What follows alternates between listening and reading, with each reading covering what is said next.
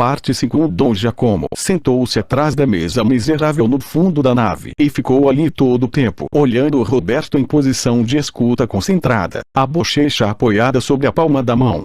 Roberto, por sua vez, falou em pé, com tons bruscos e, todavia, atraentes, as costas viradas para o altar e para um grande crucifixo com a cruz escura e o Cristo amarelo. Não me lembro de quase nada do que disse, talvez porque se exprimisse a partir de uma cultura que me era estranha, talvez porque a emoção tenha me impedido de ouvir. Recordo muitas frases que são certamente suas, mas não sei situá-las no tempo, confundo as palavras daquele momento com as que se seguiram. No entanto, é mais provável que algumas tenham sido pronunciadas naquele domingo. Às vezes, por exemplo, me convenço de que ele, ali na igreja, ponderou sobre a parábola das árvores boas que dão bons frutos e das árvores ruins que dão frutos ruins e, por isso, terminam como lenha a ser queimada. Ou, com mais frequência, tenho certeza de que ele insistiu no cálculo exato dos nossos recursos quando mergulhamos em uma grande empreitada, pois é errado iniciar, digamos, a construção de uma torre sem ter dinheiro para erguê-la até a última pedra. Ou julgo que ele exortou todos nós a ter coragem, lembrando-nos que a única maneira para não estragar a própria vida é perdê-la para salvar os outros. Ou imagino que tenha refletido sobre a necessidade de sermos realmente justos, misericordiosos, fiéis, sem ocultar a injustiça, o coração endurecido, a infidelidade por trás do respeito às convenções. Enfim, não sei, o tempo passou e não consigo me decidir. Para mim, seu discurso, do início ao fim, foi, sobretudo, um fluxo de sons encantadores que saíam da sua bonita boca, da sua garganta. Eu fitava seu palmo de Adão muito acentuado como se atrás daquela saliência vibrasse de fato a respiração do primeiro ser humano de sexo masculino que veio ao mundo e não a de uma das infinitas reproduções que abarrotam o planeta. Como eram bonitos e tremendos seus olhos claros entalhados no rosto escuro, os dedos compridos, os lábios brilhantes. Só não tenho dúvida de que uma palavra ele pronunciou com frequência naquela ocasião, despetalando-a como uma margarida. Refiro-me à compunção e entendi que ele a usava de maneira anômala. Disse que devíamos expurgá-la dos maus usos que haviam sido feitos. Comparou-a a uma agulha que deve fazer com que o fio atravesse os pedaços dispersos da nossa existência. Atribuiu-lhe o significado de uma vigilância extrema sobre si mesmo. Era a faca com a qual ferir a consciência para evitar que ela adormecesse. Assim que Roberto se calou, minha tia me arrastou até Juliana. Impressionou-me quanto ela mudara, sua beleza me pareceu infantil. Está sem maquiagem, pensei, não tem as cores de uma mulher, e me senti pouco à vontade por causa da minha saia curta, das pálpebras carregadas, do batom, do decote. Estou deslocada, disse a mim mesma enquanto Juliana sussurrava. Como estou contente de ver você, o que achou? Murmurei poucas palavras confusas de elogio para ela, de entusiasmo pelas palavras do seu noivo. Vamos apresentá-la a ele, interveio Vitória, e Juliana nos levou até Roberto. É minha sobrinha, disse minha tia com um orgulho que aumentou o meu constrangimento, uma garota muito inteligente. Não sou inteligente, quase gritei e estendi a mão, desejando que ele pelo menos a tocasse. Ele a tomou entre as suas sem apertá-la, disse que prazer com olhar afetuoso, enquanto minha tia me repreendia. É modesta demais, o contrário do meu irmão, que sempre foi presunçoso. Roberto me perguntou sobre a escola, o que eu estudava, o que eu lia. Por poucos segundos, tive a impressão de que suas perguntas não eram apenas uma formalidade, gelei. Gaguejei algo sobre o tédio das aulas, sobre um livro difícil que eu estava lendo havia meses, não acabava nunca, falava da busca do tempo perdido. Juliana disse baixinho. Estão chamando você, mas ele continuava a me encarar. Era maravilhoso que eu estivesse lendo um texto tão bonito e complexo. Dirigiu-se à noiva. Você disse que ela era inteligente, mas ela é inteligentíssima. Minha tia se encheu de orgulho, repetiu que eu era sua sobrinha e, enquanto isso, alguns paroquianos sorridentes faziam sinais indicando o padre. Eu queria encontrar algumas palavras que impressionassem Roberto em profundidade, mas minha cabeça estava vazia, não encontrei nada. Por outro lado, ele já estava sendo arrastado para longe devido justamente à simpatia que suscitara, cumprimentou-me com um gesto de lamento, acabou em um grupo numeroso no qual estava Dom Giacomo. Não ousei segui-lo nem mesmo com o olhar, fiquei ao lado de Juliana, que me pareceu radiante. Pensei outra vez na foto do seu pai emoldurada na cozinha de Margherita, a chama da lamparina que se agitava no vidro e acendia suas pupilas, e me desnorteou que uma jovem pudesse carregar dentro de si os traços daquele homem e, no entanto, ser linda. Percebi que eu a invejava, seu corpo impecável em um vestido bege e seu rosto limpo propagavam uma força alegre à sua volta. Mas, quando eu a conhecera, aquela energia se exprimira com uma voz alta e gestos excessivos. Naquele momento, contudo, Juliana estava composta, como se o orgulho de amar e de ser amada tivesse amarrado com fios invisíveis a exuberância dos modos. Ela disse em um italiano esforçado: "Sei o que aconteceu com você, sinto muito, entendo sua situação." E até segurou minha mão entre as suas como seu noivo acabara de fazer. Mas não fiquei incomodada, falei com sinceridade da dor da minha mãe, embora minha parte mais vigilante nunca tenha perdido de vista Roberto, eu esperava que me procurasse com o olhar. Não aconteceu, aliás, notei que ele se dirigia a qualquer pessoa com a mesma curiosidade cordial que demonstrara em relação a mim. Não tinha pressa, prendia a atenção dos interlocutores e comportava-se de modo que quem se aglomerava à sua volta somente para falar com ele, para desfrutar da simpatia do seu modo de sorrir, da beleza do seu rosto que se nutria de desarmonias, começasse aos poucos a falar também com os outros. Se eu me aproximasse, pensei, ele certamente abriria espaço para mim também, me puxaria para algum debate. Mas, então, eu seria obrigada a me exprimir de maneira mais articulada e ele logo perceberia que não é verdade, que não sou inteligente, que não sei nada das coisas que de fato lhe interessam. Então fui tomada pelo desconforto, insistir em falar com ele me humilharia, ele pensaria: como essa garota é ignorante. E, de repente, enquanto Juliana ainda falava comigo, anunciei que eu precisava ir embora. Ela insistiu para que eu almoçasse na sua casa. Roberto também vai, disse. Mas, àquela altura, eu já estava assustada, desejava literalmente fugir. Saí da igreja com passos rápidos. Uma vez lá fora, no adro, o ar fresco me causou vertigem. Olhei à minha volta como se tivesse saído de um cinema depois de um filme fortemente instigante. Além de não saber como voltar para casa, não me importava voltar. Eu teria ficado ali para sempre. Dormir embaixo do pórtico, não comer nem beber, me deixar morrer pensando em Roberto. Nenhum outro afeto ou desejo tinha importância alguma para mim naquele momento. Ouvi que me chamavam, era Vitória, que veio até mim. Usou seus tons mais grudentos para me convencer a ficar, até que se rendeu e me explicou o que eu devia fazer para voltar a San Giacomo dei Capri.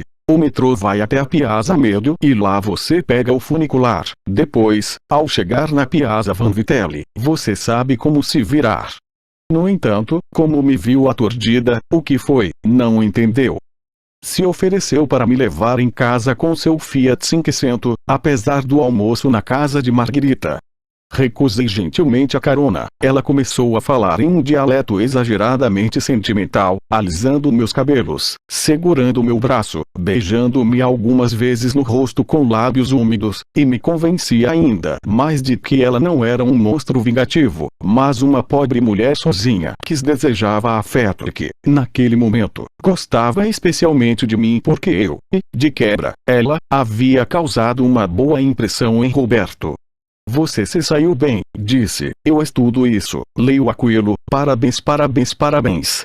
Senti-me tão culpada quanto meu pai em relação a ela e quis remediar. Remexi no bolso onde estava a pulseira, mostrei-lhe.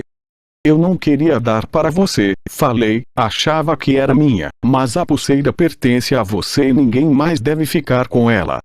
Vitória não esperava o meu gesto. Olhou para a pulseira com visível incômodo, como se fosse uma serpente ou um mau presságio.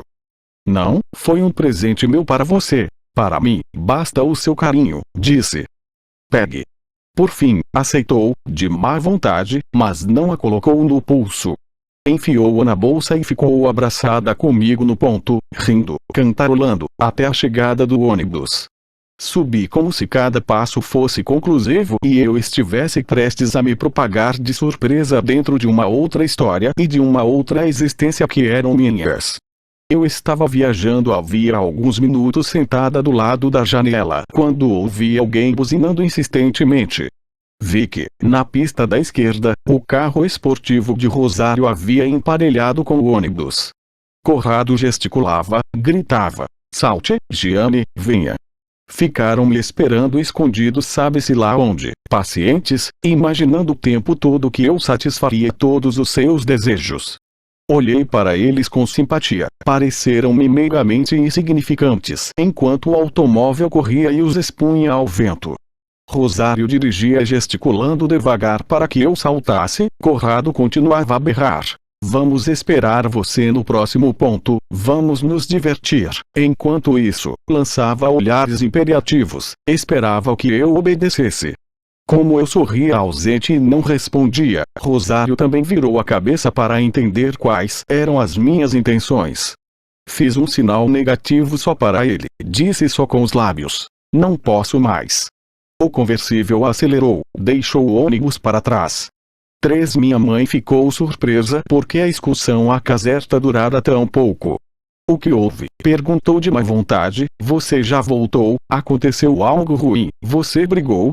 Eu poderia ficar calada, ir me trancar no meu quarto como de costume, colocar música a todo volume, ler e ler e ler sobre o tempo perdido ou qualquer outro assunto, mas não fiz nada disso.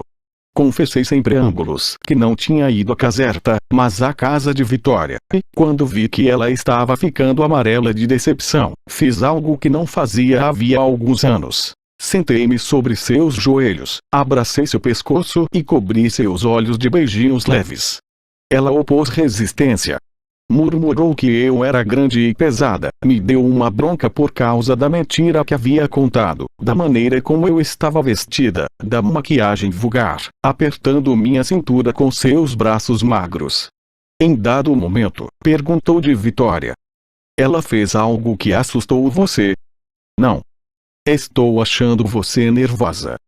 "Estou bem. Mas suas mãos estão frias, você está suada. Tem certeza de que não aconteceu nada?" "Certeza absoluta."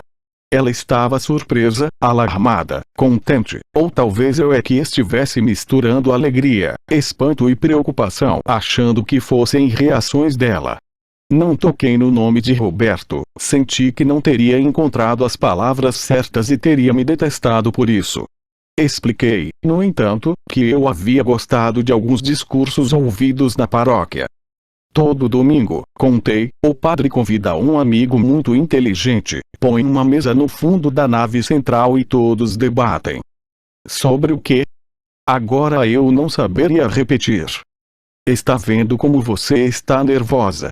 Eu não estava nervosa, sentia-me em um estado de agitação feliz, e aquela condição não passou nem quando ela me disse, constrangida, que alguns dias antes, totalmente por acaso, havia encontrado Mariano e, sabendo que eu estaria na excursão para a caserta, o convidara para tomar um café aquela tarde. Nem mesmo aquela notícia conseguiu mudar meu humor. Perguntei: "Você quer se juntar com Mariano?" "Nada disso." "Será que vocês nunca conseguem dizer a verdade?" "Giovanna, eu juro, é a verdade. Não existe, nem nunca existiu, nada entre mim e ele. Mas, já que seu pai começou a revê-lo, por que eu não deveria?" Aquela última notícia doeu. Minha mãe me contou, sem dar opinião, que era um fato recente, que os dois ex-amigos se encontraram uma vez que Mariano passou para ver as filhas e, por amor às meninas, conversaram com gentileza. Se meu pai restabeleceu relações com um amigo traído por ele mesmo, disparei, porque não passa a mão na consciência e não restabelece relações com a própria irmã? Porque Mariano é uma pessoa educada. Vitória: não. Bobagem. É porque Mariano leciona na universidade, faz ele se sentir bem, importante, enquanto Vitória faz ele se sentir apenas como realmente é. Já percebeu como você fala do seu pai? Já. Então pare com isso. Digo o que penso. Fui para o meu quarto, refugiei-me na lembrança de Roberto. Vitória o apresentar a mim. Ele era parte do mundo da minha tia, não do mundo dos meus pais. Vitória o via com frequência, o apreciava, havia aprovado, quem sabe até mesmo favorecido, o noivado com Juliana. Isso, aos meus olhos, a tornava mais sensível, mais inteligente do que as pessoas que meus pais viam desde sempre, Mariano e Costanza em primeiro lugar. Tranquei-me no banheiro nervosíssima, tirei a maquiagem com cuidado, vesti um jeans e uma blusa branca. O que Roberto teria dito se eu tivesse falado das histórias da minha casa, do comportamento dos meus pais, daquela reconstituição, em meio à podridão, de uma velha amizade? O toque violento do interfone me sobressaltou. Passaram alguns minutos, ouvi a voz de Mariano, a da minha mãe, torci para ela não me convocar à força. Não me chamou, comecei a estudar, mas não teve jeito, a certa altura eu a ouvi gritar: Giovana, venha cumprimentar Mariano. Bufei, fechei o livro, fui. Impressionou-me a magreza do pai de Ângela e Ida, competia com a de minha mãe. Ao vê-lo, senti pena, mas não durou. Incomodou-me seu olhar excitado direto para os meus seios, exatamente como o de Conrado e Rosário, embora, daquela vez, os seios estivessem bem cobertos pela blusa. Como você cresceu, exclamou comovendo-se e quis me abraçar, beijar meu rosto. Quer um bombom? Foi Mariano que trouxe. Recusei, disse que precisava estudar. Sei que você está se empenhando para recuperar o ano perdido, disse ele. Assenti, murmurei. Vou para o quarto. Antes de sair, senti outra vez seu olhar sobre meu corpo e fiquei envergonhada. Lembrei que Roberto havia olhado apenas nos meus olhos. 4. Entendi logo o que havia acontecido. Uma paixão à primeira vista. Eu lera muito sobre aquele tipo de amor, mas, não sei porquê, nunca defini a questão para mim mesma usando aquela fórmula. Preferi considerar Roberto, seu rosto, sua voz, suas mãos em volta da minha, uma espécie de milagrosa consolação para os dias e noites agitados. É claro, eu queria encontrá-lo outra vez, mas, depois do primeiro transtorno, aquele momento inesquecível em que vê-lo coincidira com uma necessidade violentíssima dele, entrou em cena uma espécie de calmo realismo. Roberto era um homem, eu era uma garotinha. Roberto amava a outra, que era muito bonita e bondosa. Roberto era inacessível, morava em Milão, eu não sabia nada do que lhe interessava. O único contato possível era Vitória, e Vitória era uma pessoa complicada, sem contar que toda tentativa de encontrá-la faria minha mãe sofrer. Enfim, deixei os dias passarem, incerta quanto ao que fazer. Depois pensei que eu tinha direito a uma vida que fosse minha sem precisar me preocupar o tempo todo com as reações dos meus pais, ainda mais porque eles não se preocupavam nem um pouco com as minhas. Não resisti, certa tarde em que eu estava sozinha em casa, liguei para minha tia. Estava arrependida de não ter aceitado o convite para o almoço, parecia que eu tinha desperdiçado uma ocasião importante e queria entender, com todo cuidado, quando poderia voltar a visitá-la com alguma certeza de encontrar Roberto. Eu sabia que seria bem recebida depois da devolução da pulseira, mas Vitória não me deixou dizer nem meia frase.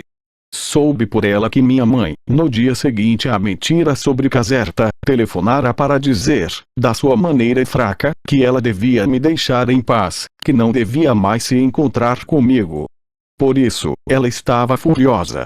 Insultou a cunhada, gritou que a esperaria na porta do prédio para esfaqueá-la, berrou. Como teve coragem de me dizer que estou fazendo de tudo para roubar você dela quando, na verdade, foram vocês que tiraram de mim todos os motivos para viver, vocês, seu pai, sua mãe e você também, que achou que era suficiente me devolver a pulseira para consertar tudo.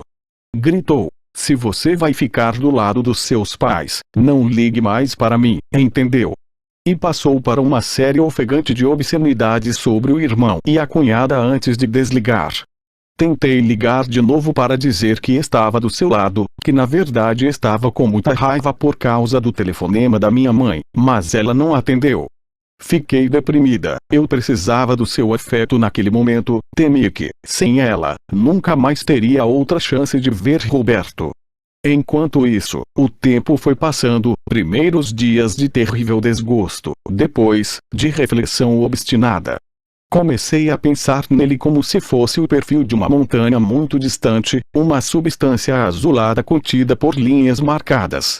Provavelmente, disse a mim mesma, ninguém do Pascone jamais o viu com a nitidez com que fui capaz de vê-lo ali na igreja.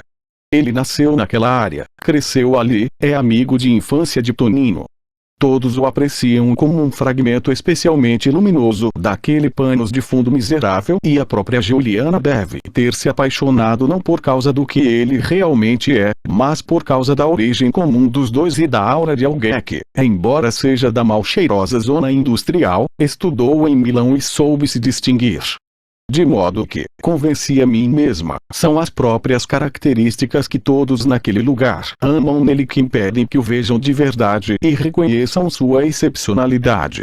Roberto não deve ser tratado como uma pessoa qualquer com boas capacidades, Roberto deve ser protegido. Se, por exemplo, eu fosse Juliana, lutaria com todas as forças para que ele não fosse almoçar na minha casa, tentaria impedir que Vitória, Margarita, Corrado estragassem os motivos pelos quais ele me escolheu. Eu o manteria fora daquele mundo e diria, vamos fugir, vou para Milão com você. Mas Juliana, a meu ver, não percebe de verdade a sorte que teve. No que me diz respeito, se eu conseguisse me tornar apenas um pouco amiga dele, não o faria perder tempo com minha mãe, que mesmo assim é muito mais apresentável do que Vitória e Margarita. Sobretudo, eu evitaria qualquer possível encontro dele com meu pai. A energia que Roberto emana precisa de cuidados para não se dispersar, e sinto que eu seria capaz de proporcioná-los. Sim, tornar-me sua amiga, só isso, e demonstrar que, em algum lugar desconhecido até para mim mesma, possuo as qualidades de que ele precisa. 5 Naquele período, comecei a pensar que, se eu não era bonita fisicamente, talvez pudesse ser bonita espiritualmente. Mas como eu já havia descoberto que não tinha bom temperamento, era dominada por palavras e ações negativas. Se eu tinha qualidades, eu mesma estava sufocando-as de propósito para não me sentir uma garotinha patética de boa família. Tinha a impressão de que havia encontrado caminho para minha salvação, mas achava que não o sabia percorrer, e talvez não merecesse. Estava nesse estado quando, uma tarde, de maneira totalmente casual, encontrei Dom Giacomo, o padre do Pascone. Eu estava na Piazza Vanvitelli, não me lembro mais porquê, caminhando e pensando na vida, quando quase esbarrei nele. Giannina, exclamou. Deparar-me com ele apagou por alguns segundos a praça, os edifícios, e me transportou outra vez para a igreja, sentada ao lado de Vitória, com Roberto em pé atrás da mesa. Quando tudo voltou ao lugar, fiquei feliz porque o padre me reconhecera, lembrara meu nome. Senti tamanha alegria que o abracei como se tivesse a minha idade e eu o conhecesse desde a escola primária. Depois, porém, senti-me intimidada, comecei a gaguejar, tratei-o com uma formalidade que ele dispensou. Dom Giacomo estava indo pegar o funicular de Montesanto, ofereci-me para acompanhá-lo e comecei de repente, de maneira exageradamente festiva, a me entusiasmar com a experiência vivenciada na paróquia. Quando Roberto volta para outra palestra? Perguntei. Gostou dele? Gostei. Viu o que ele consegue extrair do Evangelho? Eu não me lembrava de nada, pouco sabia dos evangelhos, só Roberto ficara bem demarcado na minha mente. Mas, mesmo assim, assenti e murmurei. Nenhum professor na escola sabe encantar como ele, quero ouvi-lo mais uma vez. O padre ficou triste e só naquele momento percebi que, embora fosse a mesma pessoa, algo no seu aspecto mudara. Sua pele estava amarelada, os olhos, avermelhados. Roberto não vai voltar, disse, e na igreja não haverá mais iniciativas daquele tipo. Fiquei muito chateada. Não agradaram aos meus superiores e a alguns paroquianos, não. Além de desiludida, fiquei com raiva. O seu superior não é Deus? Perguntei. Mas quem decide são os seus sargentos. Dirija-se diretamente a ele. Dom Giacomo fez um gesto com a mão como se quisesse sinalizar uma distância indeterminada e percebi que, nos dedos, no dorso da mão e até no pulso, tinha largas manchas violáceas.